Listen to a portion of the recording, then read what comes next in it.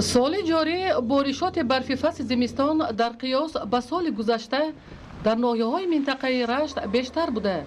متخصصان بلندی قبط آن را در بعضی محل‌های بلندکو تا 1 متر و 50 سانتی متر ارزیابی می‌کنند که این عامل بیشک برای رشد ساحه کشاورزی مساعدت می‌کند. بارشات امسال برای کشاورزان مژده نو از حاصل آینده درک می‌دهد.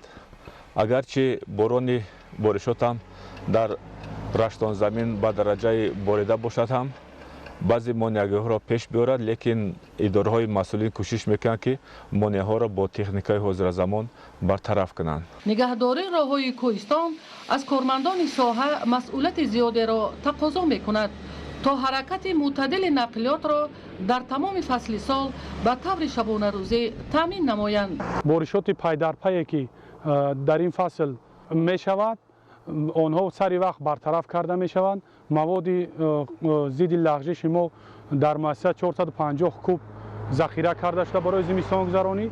در جاهایی که ضرورت به مواد لغزش دارند برده پوشیده می شود. در حدود ناحیه لغش و تاجیک آباد برف تا اندازه از معیار مقرری بیشتر به نظر می رسد. مخصوصا در عقبه 16 کیلومتری قرمق که سرحد جمهوری تاجیکستان با جمهوری قرقیزستان را می پیوندد برف بیشتر بوده. با جلب تکنیک‌های راهداری کارگران اداره‌های مربوط ساحه این قسمت شاهراه را از برف و ترمه تازه کردند و نقلیات به یگان مشکلی رفت و آمد دارد.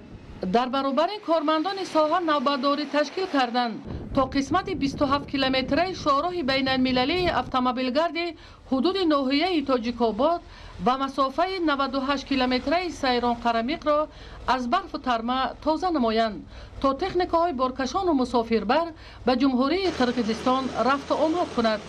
در قلمرو ناحیه نورآباد با بسته شدن راه ماشینگرد از محل سیچراغ شهر راغون تا دهه علی گلبان وابسته به زیادشوی آبانبار نیروگاه برقی آبی راغون حرکت نقلیات اساساً طریق راه تباروی بالای کبوجر لغور سیچراغ صورت میگیرد.